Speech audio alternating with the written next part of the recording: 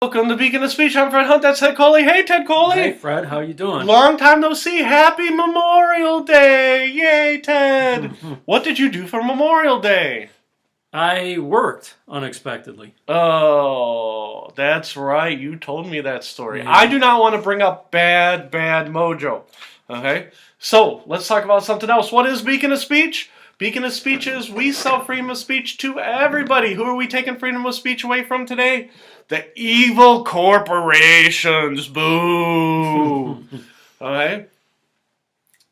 In all seriousness, I only have a short outline, okay? And I've been taunting Ted ever since I seen him today. I said, I'm going to make you care about World Cup. And what did you say, Ted Coley? I was wondering how you were going to do that. Ha ha! It's a magical surprise. But, are we shaking? It looks like an earthquake. No, it's because I'm... Oh, that's right. Do you remember our last episode? We talked about a 120-something-year-old lady who said she did not have a day of joy in her life. That was our last episode? Yes, that was our last episode. That seems like it was like 3 years ago. Yeah, I know. Now, when was that? Was that 2 weeks ago? Or? It was 2 weeks ago. Wow, it seems like it was a long time ago. Now, the top thing on our outline today, Ted Coley, is there's a guy, 114 years old. Okay, our last old person said... Why are we picking on old people all the time? I know. Well, one day you'll be old. I probably won't be old. He's 114 years old. Now, our last old person, the reason we talked about her is she said God cursed her. You remember her, right? She had a horrible, miserable life, and God continues to curse her. Here, okay? 114 years old. What is your secret of life, mister, with 114 years of life behind you? Where is this guy from? Oh, geez. He was like from Honduras or Mexico or something.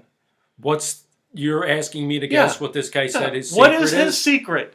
You know he's not going to the grocery store, and he's not eating fatty foods, and he's not, he's a low-income guy. 114 years old. What is his secret to life? I'll say he said family, like a lot of kids. Oh, no.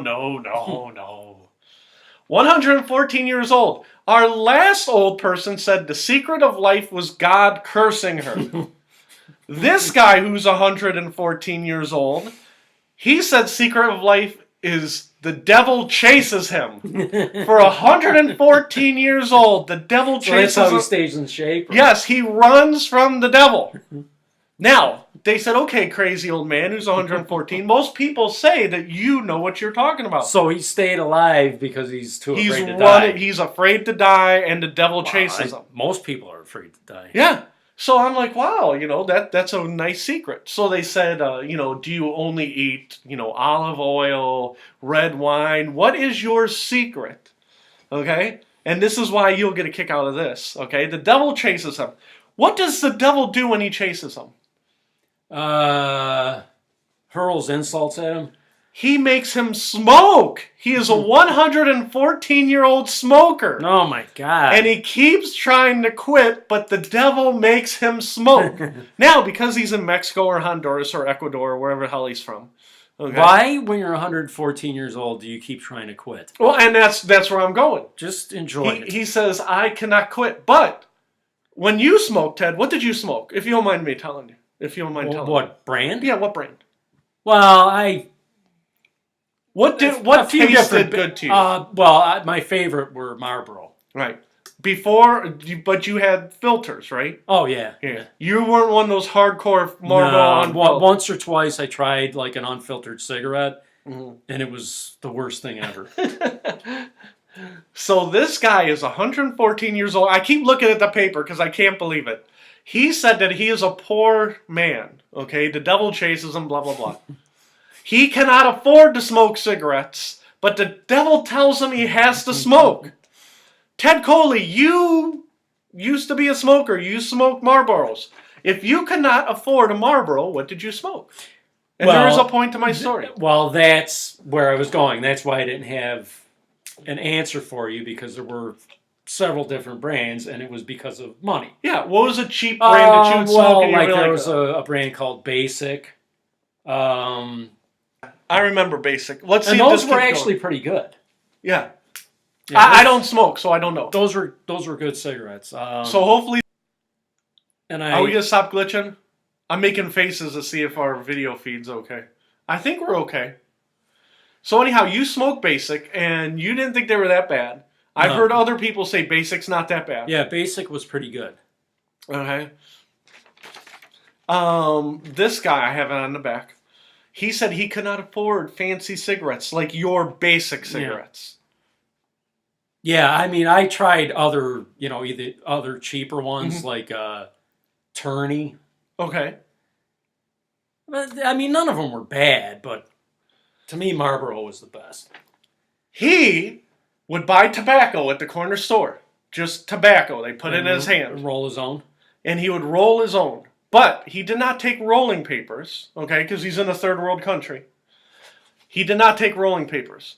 He took newspapers filled with newsprint and rolled tobacco into newspapers with newsprint. Is that... Well, apparently that doesn't... You shouldn't be smoking ink, right? No, you shouldn't be smoking ink. You shouldn't be smoking industrial paper. That's like cheap paper. You know what I mean? Okay. So you're getting the ink, you're getting poor paper quality. So this guy who's 114 is not only smoking cigarettes are bad for him, unfiltered, which is bad for him, he's smoking newspapers. How in the hell did this guy live to be 114 years old smoking newspapers filled with tobacco? Okay? And it goes back to, was it this? Oh, no. Ted, it's almost literal dumb luck. Okay? And a lot of the stories I keep reading are these poor people who couldn't stop working. Mm-hmm. Right? He's like, well, I worked until I was 90 and I rolled my cigarettes and I'm, in the fields, I'm smoking cigarettes. Mm. He's like, and a couple other things too. Wink, wink. Oh, come on. You lived 104. That news ink has to be horrible for you. Okay? And they always talk about getting ink on your fingers and stuff, and they say, well, ink's only bad for you if, you get a ton of it. Well, if you smoke news ink every day for 90 years, I would think that would be super bad for you. Which, again, almost comes back to dumb luck. You know what I mean? The people who want to live to 120, the billionaires, they're not working anymore. They want people to wipe their ass and blah, blah, blah. Well, they're not making it. But when I heard that story about that tobacco use, I had to tell you.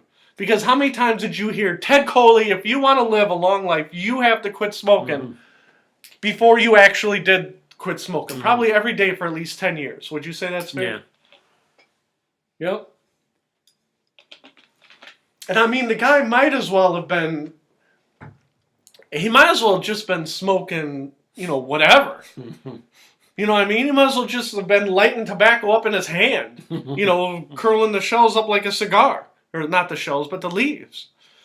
But I had to tell you that. So the devil keeps you alive, and God cursing you keeps you alive. Mm-hmm. Are you looking forward to living to 100 years old, Ted Coley? No. See, I keep watching the screen. I think our glitching is done. I'm hoping that it's done. So we'll only aim for an hour today because we don't want to press our luck. Is that all right? I see this. We don't do predictions anymore, so let's use this as a prediction. Uh-huh. I say our glitching is not done. Awesome. Hey, no, there's one on the table. There was one on the table for a prediction, and I didn't see where it went to. Let me pick up our thing. Where's our... Here. Right here is our prediction. Right here. We'll do one quick prediction. Okay. On. And we'll come back to our outline. On May 6th, there was a special election for the Republicans and the Democrats. And I predicted DeWine would win for the Republicans. DeWine did win. Mm-hmm. Ted predicted DeWine would win, mm-hmm. and he did win. I predicted Richard Corduroy, whatever the hell his name is. You predicted Kucinich would win on the Democrat side. Did you have, were you looking at polls before that? They said that Kucinich was tied with Corduroy up until the Syria disaster, which was about 6 weeks before the poll. And do you know what happened? What? Dennis Kucinich, he's like, I'm for the little guy. I hate Donald Trump. Donald Trump's a scumbag. Everything's going great for Kucinich. He's running neck and neck. And then it came out, Dennis Kucinich, who gave you the most money? And he's like, oh, people of Cleveland, they love me, right? People of Cleveland, like Ted Coley, right? And then they said, we're going to look. You know what? You don't have to look. You could just take my word for it, right? And then they looked and said who paid for most of his campaign. It was Assad in Syria. And as soon as it was disclosed on Cleveland.com, the polls went right down the toilet for Kucinich. I did not know that. Yeah. Well, a lot of people didn't know that. So Assad in Syria was promoting Dennis Kucinich. Is that even legal? Yes, because Assad gave the money to a third party. The third party gave it to Kucinich, blah, blah, blah. But they trace it back to Assad. And Kucinich is one of those guys who's... So in other words, if you launder it, it's okay. Right. And Kucinich is one of those guys who are like, the Jews caused the trouble. The poor Palestinians are just sitting there, working hard. And the Jews pick on them for no reason. And the Iranians pick on them for no reason. And the Jews are the devil. Right? I'm not saying that's what Kucinich said. So that's why he got a ton of money from Assad. And it's not me speculating. It was in Cleveland.com. And after that, his poll numbers went right down. So... Now, what was the third party? Oh, I don't know. It was like the people of Syria, Friends of Syria for American Independence, or some big, long BS name. So... if Assad would have given the money directly to Kucinich's campaign, that would not be legal. That would be illegal. So in other words, I can't give money to that guy over there, but I could give it to you to give to him, and then it's fine. Correct. Which is welcome to American politics. So, but you did not know about Assad, did you? So no, I didn't. I didn't know that. Yeah, well, like I said, I did not know it would hit the polls because, no offense, there's a lot of people in America who hate Jews. So when Kucinich says the Jews are innocent bystanders, I thought that some people would be like, that's right! You know what I mean? And be like, now, wait a minute, Kucinich said the Jews are innocent? Oh, I'm sorry, the Palestinians are innocent bystanders. Kucinich is against the Jews. They stir up the trouble. The Palestinians are the innocent bystanders. I said it backwards. See, all this glitching has got me thrown off. But when he talks bad about the Jews, there's certain Americans who tap into that and be like, hey, Kucinich, we like what he's saying. And they're like, oh, do you like the part where he doesn't like the Jews? Oh, no, the other things that Kucinich says. We like him for his other policies. We can't name them. Right? So, again, I don't want to get dragged into the Jewish-Palestinian mess, so that's a whole nother ball of wax. What we're going to do today, I've been teasing it for 15 minutes. I can't wait any longer. I'm like a kid on Christmas. World Cup is coming in a month. It's going to be in Russia, my favorite place. Is that correct, Ted? I guess. You have zero interest in watching World Cup. That's correct. How can I, Fred Hunt, make you, Ted Coley, watch World Cup? And I'm being semi-serious. Free tickets to the World Cup? Free tickets? Do you want to go to Russia? Sure. No. Why not? I've been reading reports in the BBC for the last month or two. The Russians want to kill the English. When England fans, and the hooligans in England used to be the worst ones in the world in the 80s and 90s.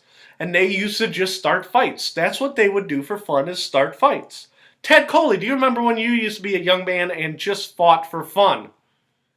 No. You remember the movie Fight Club? I never saw it, but I've heard of it. He talks about Fighting makes you a man. It gives you the adrenaline. It kicks in the animal instinct. Okay? Now, how many people read the BBC News? Not a lot of people, right? This morning, I turn on ESPN to see what Game 2 of the Cavs series is going to be like. Okay? Excuse me. What Game 2 series is going to be like.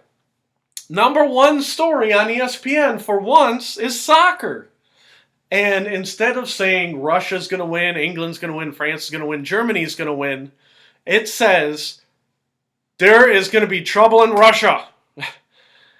Basically, Russia has a soccer league, not unlike MLS or Premier League or La Liga or whatever, league you want to pick out, right? And they have Russian hooligans, just like England used to have in the 80s and 90s. In Russia, though, they don't say, how do we stamp it out? They said, that's boys being boys. If you play soccer, some of our fans are going to fight some of your fans, right? So they're having a real trouble with Russian hooliganism. On today's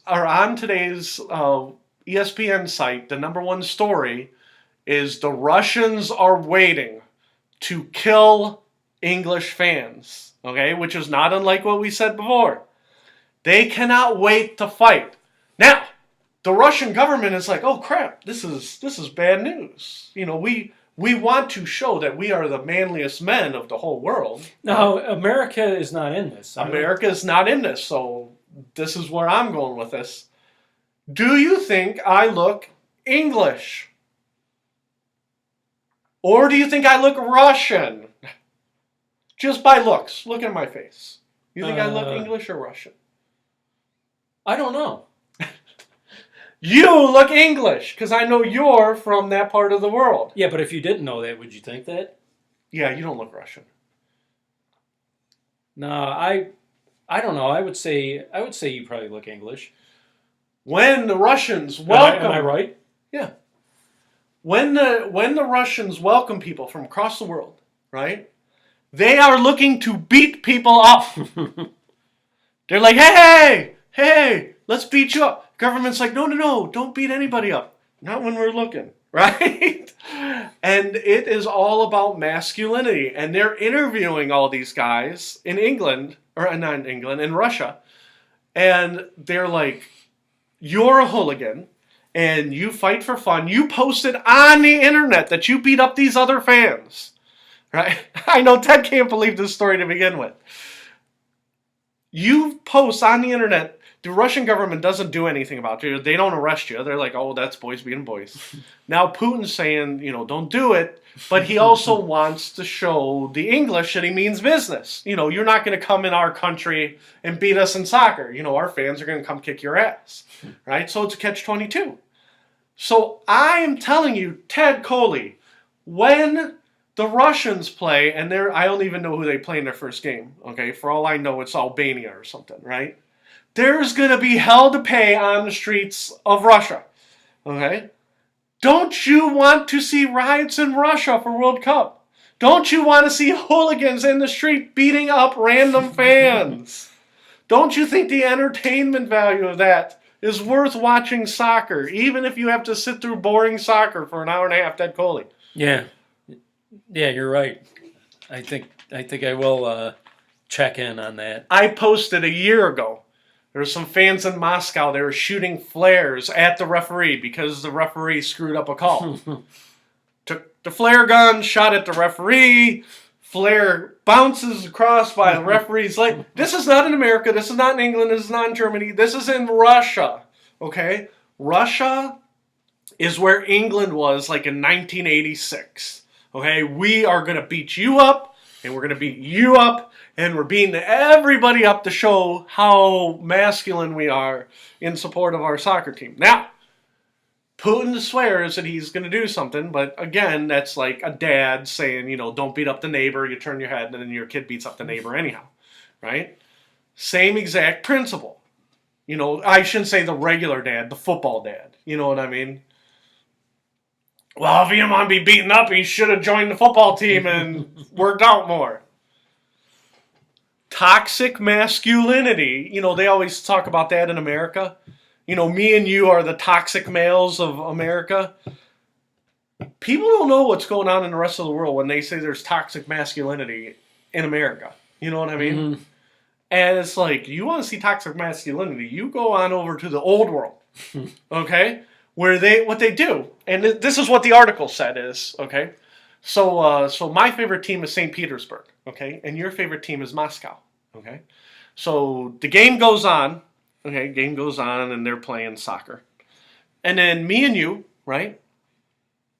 You know what, Ted Coley, you suck, okay? We're going to go fight in the woods. We're going to go fight in the woods right after this game.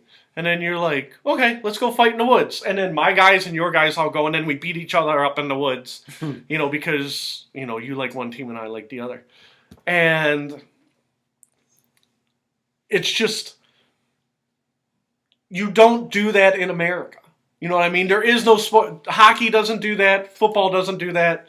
You name the most masculine. In MMA, they don't do that. After MMA, when they're in Vegas, they don't go meet in the casino and beat each other up. They just don't. Okay? And that's the thing. The fights in the stands are going to be amazing. Okay? And now you got to try and convince America not to show it. Say two teams you don't care about are playing. Let's say Brazil is kicking the teeth in of Costa Rica. Okay? Brazil and Costa Rica are playing. Costa Rica's losing. Now, it's not going to, because Costa Rica and Brazil are both in the New World, there's not going to be a ton of Costa Rica and Brazil. Some of those fans are going to be Russian fans. And be like, hey, Brazil, let's go fight. Right? And be like, oh, no, leave us alone. Or, no, we're going to beat you up because we'll probably see you in the finals anyhow. Right? You see what I'm saying? Mm-hmm. And I think the entertainment value of what's going to happen is Putin's in a lose-lose situation. Okay? If he cracks down, his people are going to be like, why are you cracking down on us? Well, all we want to do is watch soccer. But then if he doesn't crack down and they're beating up other people's, fans, like the BBC, all the BBC has to do is see one Russian fan beat up one English fan, and it's on the front page of the BBC. Now, when does this start? I believe June 26th so I can something. mark my calendar. Mark your calendar. June 26th? Because, like, in America where you can, riot over, the G8 or whatever conference comes in, and you're like, oh, let's watch on the news. They're going to, tear down Seattle and burn down some Starbucks, right? We can watch in real time people, fighting in the stadium over soccer. And like I said, you'd be like, oh, I wish they quit kicking the ball, and they pan up to where they're shooting flares at each other. And the Russian hooligans want to show that the Russians are the toughest men in the world. I'm not disagreeing with that, okay? Because I don't need any Russian coming over here and flying to America and beating me up, okay? Because that ain't going to go so well for me. I could see, like, a Russian getting on a plane, like, right now. I'm taking care of being a speech. See, he's packing his suitcase. Yeah. Oh. I'm going to get Fred Hunt. Well, and that's the thing. Say you're going to commit a crime. Let's say I hate you. Okay, we'll go back to analogy. You're from Moscow, and I'm from St. Petersburg, or vice versa. Whatever analogy it was. Okay? We mutually agree to hate each other, and we're going to fight. Right? We would not be stupid enough to say, hey, Vlad, come on over. Come on over. Videotape me and Ted fighting. And then we're going to post it on the internet for the police to see. And you see what I'm saying? And so that's why, because I'm watching videos, and they're like, oh, no, back in the old days, it just used to be, flying fists and stuff. Now we have a strategy for our fights. I'm like, you gotta be kidding me. I'm watching, and this is today after reading the ESPN article, because I clicked on the link. They have a Facebook page where you can like the fights in the woods. Ted, you want to watch some Russian fighting in the woods when we're done? Sure. When we're done, I'll show you some of the fights. And I'm like, it's like Jeffrey, when he was real little, my brother-in-law. Right when me and my wife got married, he used to watch bum fights. You remember that? I've heard of them. And what would happen is they would take a videotape and they would give a bum $20 and say, I'll fight you for $20. And the bum would be like, I'll fight you for $20. And then like the 18-year-old kid would knock him out. And they couldn't press charges because they gave him $20 and said, we're going to fight for $20. Well, then after the fact, they outlawed it. They said, well, but you can't do that. Bum fighting is illegal. And they made it illegal. So that's why you don't see like bum fights 29 or whatever, right? But basically, it's the same premise as in Russia. They're not jumping the guy. They're saying, hey, you want to fight me? Oh, yeah, you suck. Let's go fight. Let's go. See, and this is why there has to be so many rules and regulations. Right. Because like people, it's like breathing for them. They just come up with more and more like insane things. Yeah. Well, and that's the whole thing. England is like, this hooliganism in Russia is horrible. I mean, would you ever come up with something like, we'll fight bums? No. Would that like ever even cross your mind? No. But this goes back to the scam of Hugh Hefner. Okay? Hugh Hefner, when he grew up, he said, when I grow up, I want to take pictures of naked women and be a millionaire. And he made his dream come true. Now, would I like to take pictures of naked women? Oh, yeah. Who doesn't? Right? But when you were 17 years old, you did not plot out, say, hey, you know what? If I took pictures of naked women and I sold them in a magazine, I could be a millionaire. That never crossed your mind. Right? And that's the great scam of Hugh Hefner. Even if you want to do it, he was able to monetize taking pictures of naked women and turn it into millions of dollars, turn it into an iconic brand. Yeah. You see what I'm saying? So bum fights. Yeah, see, now that's different. Like what Hugh Hefner did, most guys in one form or another have had that thought. Oh, yeah. Yeah. Well, but the Russian hooligans would say, men want to fight. If you don't want to fight, you are not a man. Yeah. You see what I'm saying? So some men would be like, why would I want to take pictures of naked women and sell them for? I would rather be an engineer or a teacher. You see what I'm saying? Yeah. And so that's the great scam of Hugh Hefner. And so the bum fight people are probably like, well, if you could take pictures of topless girls and make $1 million off, I can make $1 million off of people watching me beat up bums, right? And so they're like, holy cow, that's horrible. But there were no rules on the books that you couldn't do bum fights before. You see what I'm saying? And they tried to stop Hugh Hefner. They did stop the bum. But I'm saying that people come up with all these crazy things, and then like the Russians, again, they look at the ESPN reporter, and they're like, you are 40 and you did not fight? What kind of man are you? He's like, I work for ESPN. I'm a writer. And he said that the Russians kept talking down to him. Like, what do you mean you do not fight? I am confused by this concept. When you are a boy in Russia, you fight, and then you grow up, and then you fight, and then you fight, and then you drink vodka, and then you can't fight because your knuckles are broken and you die. You see what I'm saying? Like, to them, the concept of fighting is, me and you would never think of that. Yeah. And in their culture, they'd be like, you sit in front of a computer and talk? Yeah.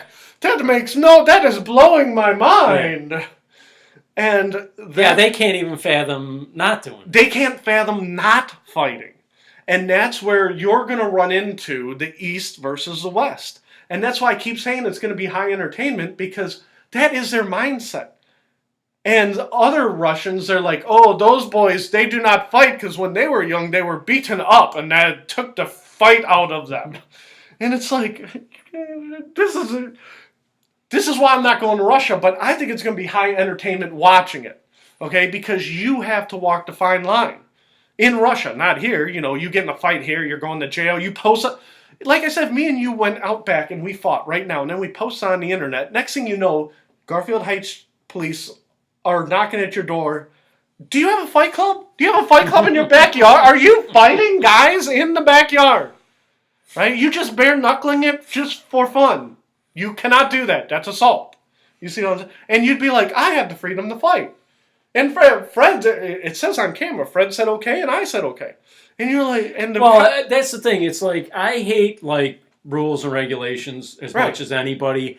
But the more you hear about things, you realize why there are so many. Yeah, why there's certain rules and regulations. Because people are just like, it's just endless. their creativity for stuff like that. Yeah. And that's why I can't get... And when I keep saying it's going to be a great show, they just don't think like us. Okay? And I'm not being prejudiced against the Russians. I'm not like, all Russian. I'm just saying they think different. And if you follow international politics, you know the Russians think different, right? So it's not just the soccer fans, it's just the Russians in general. The Russians in general, because you bring up your boys to become men, and in order to make them men, they have to kill the bear and fight all that other fun stuff. We are going to teach our boys to be men. So now we just lost all of our Russian viewers. They're all mad. We will not watch Beacon of Speech. Fred and Ted will not fight. They have disagreements every week. I think Putin, he'll solve it. Yeah, Putin's going to solve... You know what he's going to do is he's going to grab those... Because I think this is what's going to happen. He's going to grab the hooligans. He's going to put them in jail. Okay? But he's going to build a special jail where there's a back door. He puts them in the front door and they walk out the back door as soon as they're in. Okay? It's almost like a rotating door. Yeah, I put them in jail and I cannot help that they got back out of jail and fought again. I cannot help that they were beating up the Mexicans. I put them in jail and they got out and they beat up some Mexicans, and what are you going to do? Boys will be boys. My Russian accent is so horrible today. I apologize. But that's why I keep seeing these. First I think it was a small newspaper in Great Britain. And then I saw it picked up by the BBC. And then, like I said, I saw it picked up by ESPN. So if it's on the front page of ESPN, people are going to read that. And, they want the coverage. But are you watching for the right reason? Are you getting the casual soccer fan who will not watch soccer otherwise unless there's riots in the stands, or shooting flair at the Argentinians? You know what I mean? If I told you, Ted, what are you doing this afternoon? And you're like, nothing. I said, let's watch soccer. You're like, oh, no, I'm not watching that. I guarantee you that one of the Russians is going to shoot a flare at that referee. You'd be like, I'm going to watch. I want to see that referee get hit by a flare. Okay? So now you're gaining casual soccer fans. I'm sorry, Ted. And now you're like, you know what? I want to watch some of those Russian games. Now, I don't think Russia and England are in the same group, but if they are, that's the game to watch. The game to watch is Russia versus England. If Russia versus England comes on, you're going to want to tape that, okay? Because that is going to be fun. And you know what's going to happen? They're probably going to, the commentators will probably be like this, okay? It'll probably be like me and you. Right? And they'll be showing the soccer game on a close, tight thing. And I'll be like, oh my God! Oh my God! Do you see what's going on in section 102? And you'll be like, oh my God! Why aren't they stopping that? But they won't show you anything. Excuse me.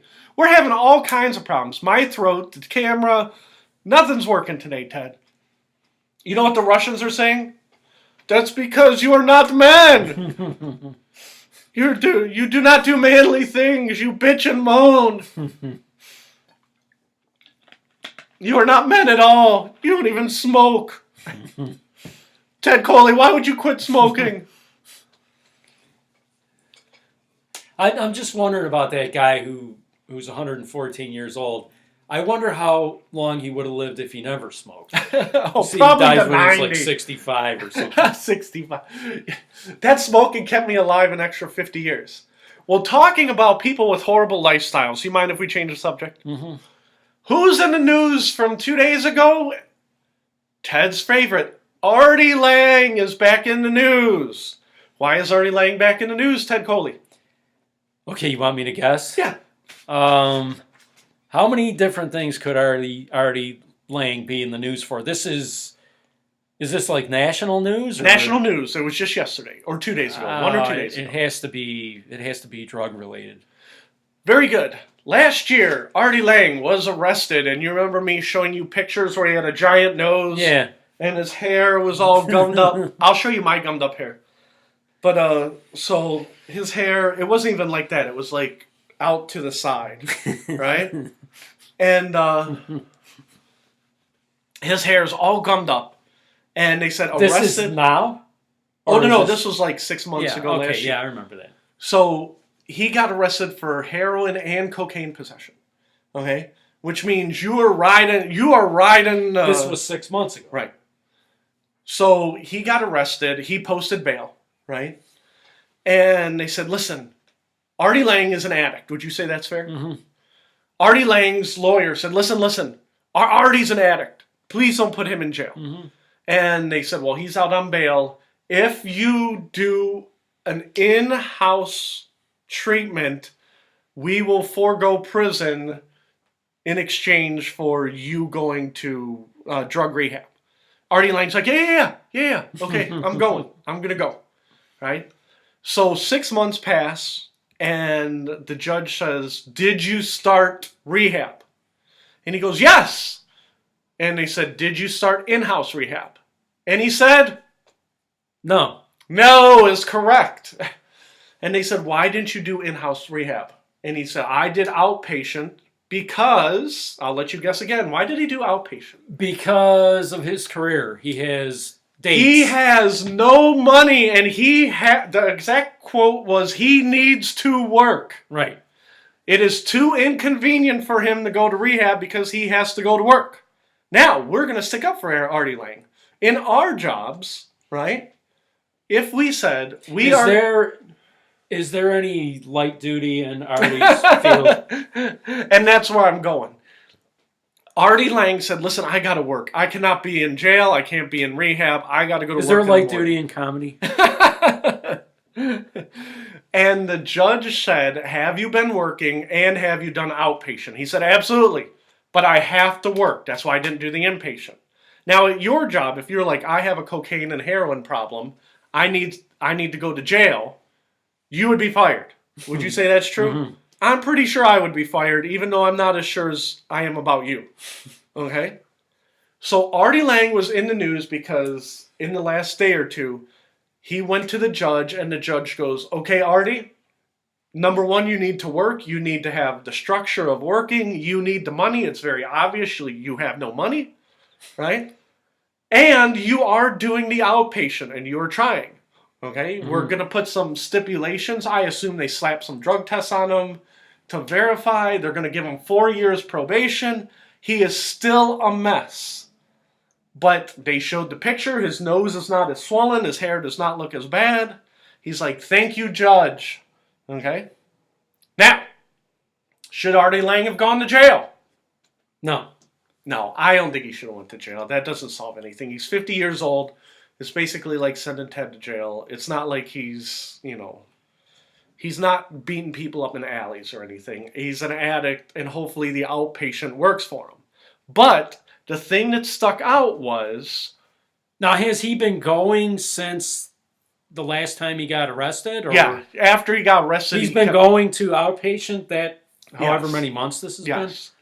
So I think the judge wanted to verify that he had done something. He just wasn't sitting on his couch saying, "Oh, no, I'm doing it," and he's still doing heroin on the couch.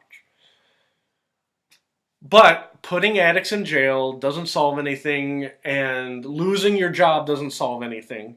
But I don't know where he's working, but, let's just say he's working comedy clubs. He's working at the Comedy Basement, and then the Laugh Cellar, and then, Ha-Ha's, all the comedy clubs in the Rhode Island, Connecticut, New York area. You see what I'm saying? Mm-hmm. So at least he's working. He has the structure of work. Well, that's better news than I thought I was going to hear. Oh, yeah. But, and this is where we're going with this, okay? And this is why we're talking about Artie Lange today. Artie Lange needs to work. He is broke. Do you believe he's broke? Yeah, I guess. I believe he's broke, or at least close to it, okay? My throat is just... I don't know what the hell's going on in my throat. I'm sorry I keep drinking Pepsi. This is what I was talking about before we came. David Letterman retired from comedy a couple of years ago. After he retired, he says, "I'm bored. What I need is a job that'll pay me like $1 million. I only got to show up like once a month." Okay? Then he got a job on Netflix. They gave him $1 million once a month. Not once a month, give him $1 million. I think his whole contract was $1 million. And I think it was like one episode a month for a year, and then he gets $1 million, not $1 million per month. But and then he interviews somebody interesting, and the first person he interviewed was Barack Obama. Do you have any interest in watching old David Letterman interviewing old Barack Obama? No. Me neither. And then he interviewed somebody else. I'm like, I don't care. They interviewed someone else. I'm like, I don't care. I think he interviewed George Clooney. Do you want to watch David Letterman and George Clooney? I don't care, right? I have not watched one episode of it.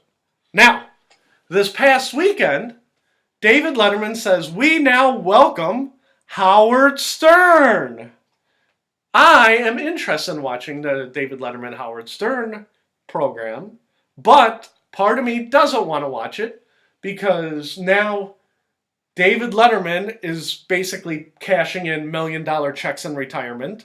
Howard Stern is cashing in checks every time you see him spin around. And the question I asked you is, if David Letterman wasn't getting paid millions of dollars and Howard Stern wasn't getting paid millions of dollars, would they get together in the guest room right here and just talk for fun? Hey, Howard, how you doing? David, it's been a long time. And we could turn off the camera right now. Turn off the camera. We're just going to talk. We'll turn off the camera. We'll talk. Would either one of them do it for no money? No. No way in hell. Which to me seems artificial. Mm-hmm. Or fake, whatever you want to call it. Now, back to the Hugh Hefner analogy. Okay. What they should do is have Howard Stern and David Letterman fight like one of the Russian... Like the Russian hooligans? Yeah. Now, I would watch that. Okay, I might pay for that. Now, in David Letterman's defense, David Letterman, I don't feel that way about everybody. I feel that way about him and, Howard Stern. But let's say Terry Garr, right? Terry Garr wants to come over and talk to me and turn off the cameras. I mean, Terry Garr, come on in. I love Terry Garr is funny. She's beautiful. Come on over. So I'm not saying David Letterman is fake all the way across. I'm just not. Okay. I'm just saying when it comes to Howard Stern, that David Letterman and Howard Stern are showmen. You see what I'm saying? Mm-hmm. And the first episode of the David Letterman show in post-retirement was Barack Obama. And in his mind, he was probably like, I do want to talk to Barack Obama. Turn off the cameras. I would talk about Barack Obama for free. Or talk to Barack Obama, not about Barack Obama. But it goes back to motivation. What will you do for $1 million? What will you do for free? Okay. Right now, Ted is shaking his head. He's like, I don't even want to talk to Fred for free right now. I can't even imagine, in the future, if we ever make any money. So my question is, you have no interest in watching that interview today, like 20 years past their glory days. No. Because I might watch it and we might come back to this in our next episode. Because to me, those guys at this point they're like the Eagles. You know what I mean? Oh, yeah. They're just cashing checks and, I don't want to hear about how awesome George Clooney is, and the beautiful wife he has and all the charities he's doing. I'm like, I'm not watching that episode. But I'm kind of interested in what Howard Stern has to say, if he's still poking the bear, or if he's like, hey, Dave, we both made it. Let's go sit on a mattress and count the money that we're laying on. You see what I'm saying? Yeah. Because I was telling Ted on the way here. Richard Simmons, he is in seclusion, okay? There's rumors that he's in transition, becoming a woman, okay? Now, David Letterman, Richard Simmons always liked you, okay? Would you be interested in David Letterman coming to your house and just talking for no money and no cameras? I don't think David Letterman would do that, do you? I think David Letterman, you gotta be high, you ain't doing that. The only way I'm doing it is if I get paid to go into that guy's house, and I get to take the cameras, and Richard really is transitioning to a woman, and I break the story, and 1 million people watch my show. Mm-hmm. You see what I'm saying there? And that's why some of that is just disingenuous. But like I said, I got hooked. I'm a sucker. Okay, you're not a sucker. I'm like, I kind of want to say... But, I know I'm going to be watching it for 20 minutes. I'm going to be like, that goddamn Howard Stern hooked me again. He tricked me. right? And because it's Netflix, it doesn't matter. It's not like there's advertising dollars. They get my $11 or whatever a month. It literally does not matter whether I watch it or not. Do you want to talk about more comedians or not really? Whatever you want to talk about. I want to talk about what the hell's wrong with my throat. The camera's not working, throat's not working, things don't feel right today. If I die and this is our last Speaking of Speech, you'll be like, well, you know what? It was time for me to replace Fred anyhow. And then we won't be talking about soccer, and all the hooligans can go kick over his... Oh, you know what? Those hooligans are going to find my grave, they're going to kick it over, and they're going to piss on it. They're going to probably reach into my... They'll probably dig me up and punch my skeleton. So David Letterman is interviewing one person a month then? One person a month. One interview per month. And it's I think I did hear about the Barack Obama interview. Yeah. And was that the first one he did? That was the first one. And then the second one was Howard Stern? Yeah.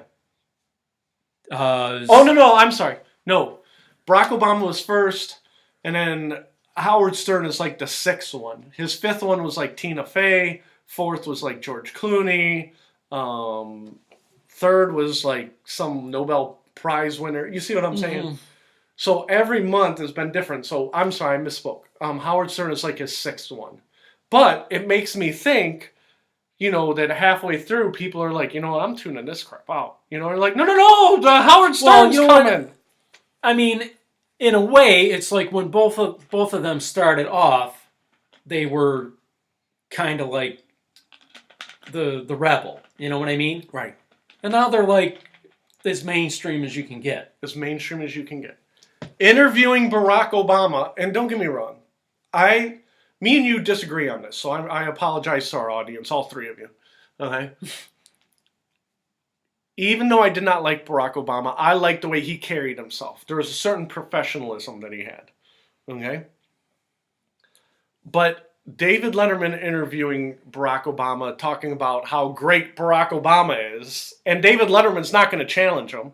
You know what I mean? It's not like Rush Limbaugh interviewing or Sean Hannity interviewing Barack Obama. It's a fan of Barack Obama interviewing Barack Obama, telling Barack Obama how great he is. You see what I'm saying? Mm-hmm. To me, that's like, that's a boring interview. Mm-hmm. You know what I mean? And I know, they're like, well, how do you know? There's no way in hell that David Letterman's challenging Barack Obama on the first episode of his show. It's just not happening. And let's say it did happen. Let's say, hypothetically, David Letterman's like, you know what? I never liked you. I always liked John McCain better. And he was being serious, right? That would be on the front page of every paper in America. You see what I'm saying? Comic disrespects president. Which leads us into our last category. I wrote an article. It was called Reframing Free Speech in America. Okay? This week, the Roseanne Show. Are you a fan of the Roseanne Show, Ted Coley? Believe it or not, no. No, I'm not a fan either. But she lost her job because she called somebody in the Barack Obama administration a monkey. Is that correct? Yeah. Yeah. Long story short, yes. Okay? And then she's like, I didn't mean it, da-da-da. They said, we're taking away your show. She's like, please don't take away my show. And they said, you're gone. At the end of the day, Roseanne Barr is not you. She's not a driver. She's not me, not a driver. She is a comedian. Comedians are paid to push the envelope. They're paid to be funny. Is Roseanne funny? I never thought she was that funny to begin with. Now, how long was this? Because this was the new show, right? The new show, yes. How long was this, like, going to be on indefinitely, or was it a certain amount of time? This past year was her first season of the show, and she was already renewed for next year because the ratings were so good. Right? Oh, okay, so it was going to go on indefinitely. Yeah, it was going to keep going. And it's over, right? It's over. They canceled. They said, we are done with you, Roseanne. We've had enough of your act. Okay? And the ratings were still good, right? Ratings were good. Wow. So they canceled her with good ratings. Now, the argument was ABC would not stand behind a comedian who said controversial things. Okay? Now, at my job, if I called a minority a monkey, I would be fired. Mm-hmm. Ted Coley, at your job, if you went on public if you went on social media and called a minority a monkey, would you be fired? Yes. Yes, you would. So Roseanne is in the same boat as us. Other comedians say such things. They are not fired, like the infamous Samantha Bee. She was calling other females the C word, the see you next Tuesday word. If on social media I called a female a see you next Tuesday, would I be fired? Yes. What about you? Yes. Yes. Somehow Samantha Bee kept her job. Because even though Samantha Bee is a comedian, Roseanne's a comedian, we're not comedians, there's repercussions for free speech. The problem today is your employer is deciding whether you get free speech or not. Okay? Samantha Bee's employer said, oh, you know what? So she used the see you next Tuesday word against the president's daughter. She is a comedian. She pushes the envelope, right? They stuck behind her, okay? ABC said, we cannot get Roseanne out of this building fast enough. You see what I'm saying? So now you're making lines not based on the Constitution, not based on rights that you or I have, but based on whether your corporation wants to keep you around or not. You see, now do you see the danger in that? Now, if you look back, there were examples. Bill Maher has gotten into trouble. HBO has backed him up. Tim Allen got into trouble at ABC. They did not back him up. What did he get in trouble for? Oh, he was doing the, I'm a conservative. And when they fired him, they said, we're just firing you because your show sucks. He's like, I got the #1 comedy on ABC. And they said, oh, well. Is that Last Man Standing? Yeah, Last Man Standing. And they said, well, we just don't want you anymore. And then he got picked up by Fox, right?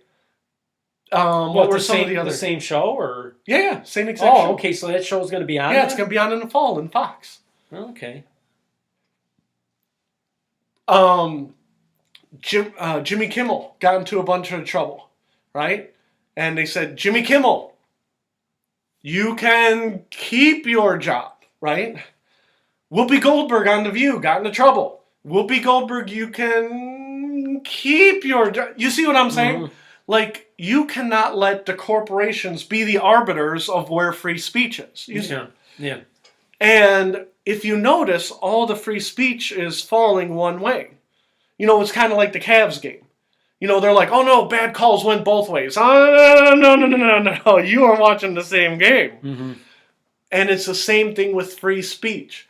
If you you pull a South Park. You let South Park insults liberals, conservatives, libertarians, whatever, right? That's your standard, or you're letting nobody insult. And right now, corporations are saying we like it when people insult President Trump. You see what I'm saying? Yeah. Oh yeah, I definitely see that. We like President Trump being insulted, so we're gonna give me your wrist. Don't do it again. Whereas on the other side of the coin, if people are insulting other people that they don't like, they're like, oh, no, you're fired. And now you are picking free speech winners and losers. Does that make sense? Mm-hmm. Yeah. Now, Roseanne should not have done what she did, but Samantha Bee shouldn't have done what she did either. And it's the same thing at ESPN when they fired Kurt Schilling for being a conservative, and he was tweeting about his conservative values. They said, you're fired. That does not fit in with ESPN. Jameel Hill at ESPN said horrible things. And they said, you know what? She's just speaking her mind. She has freedom of speech. Okay? You cannot let the corporations be the arbiters of free speech. That's all I'm saying. Okay? And the analogy I used was George Carlin. Okay? George Carlin in 1972 said the seven words you cannot say on TV or radio or whatever. The seven dirty words, right? And we're not going to say them because a kid might watch us by accident. I don't want to get fired, all right, for my job, okay? But there's 7 dirty words. He did not get fired from his business or from a corporation because he wasn't in a corporation. You see what I'm saying? He did comedy albums. Did you own comedy albums when you were a kid? Actually, I did not, but I know like my brother had a couple. I had a couple of comedy albums. I had like Bobcat Goldthwait.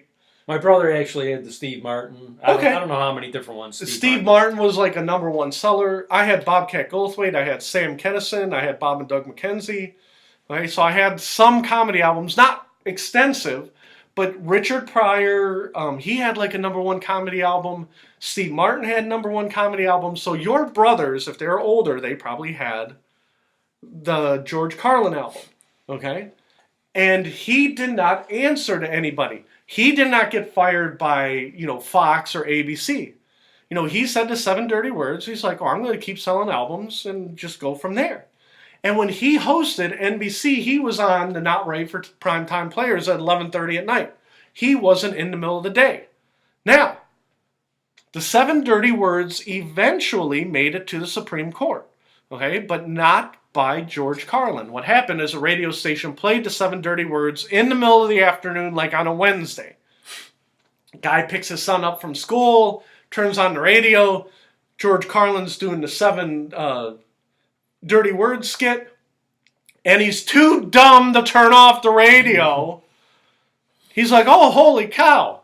And he sues the radio station, because in America, we don't sue, the people you're supposed to sue. You sue the people who have the money. Made it all the way to the Supreme Court. It took 5 years. They said the FCC has the right to curtail speech during daylight hours, during, community standards, right? Which goes back to your argument, the government shouldn't control speech, but because there's so many crazy people out there, you understand why they would do it, correct? Mm-hmm. So once they curtailed it, the FCC kept cutting in, and they made the community standards smaller. You see what I'm saying? Mm-hmm.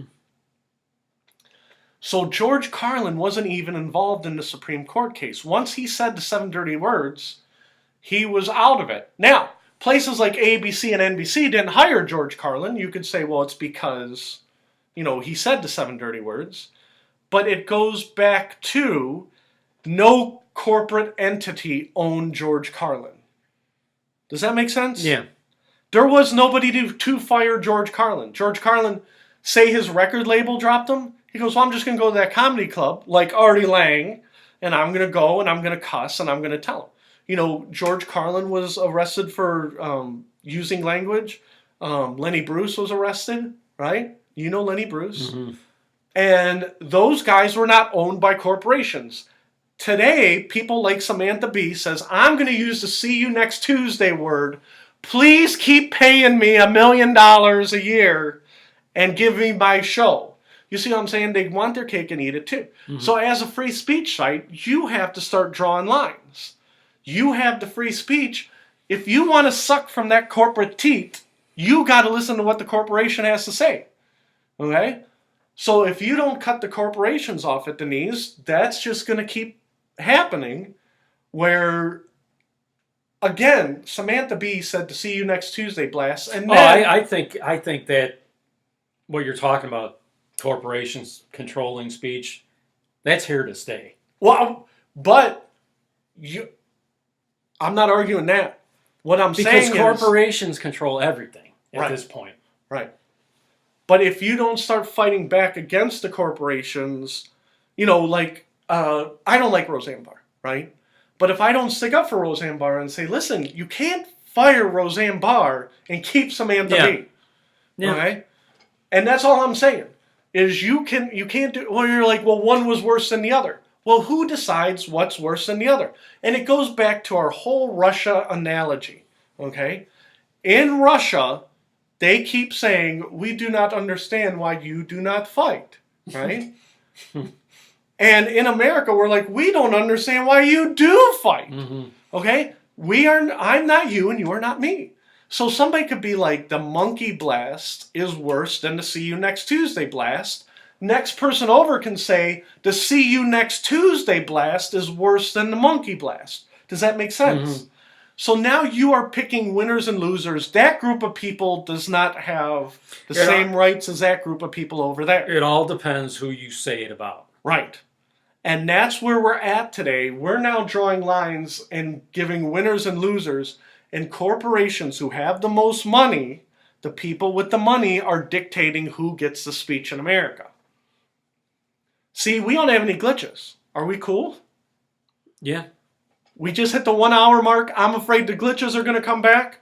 I am going to tell you to listen to... can I do the song of the day? Can I do the song of the day? I'm going to do Wild Thing. I'm going to write it down. Wild Thing. You know Wild Thing by the Trogs? Yeah, yeah. Don't listen to that one. I want you to listen to Sam Kinison's Wild Thing. Yeah, I remember that. Yeah. Sam Kinison doing Wild Thing. This is Fred with a bad throat. Something going on in his head. That's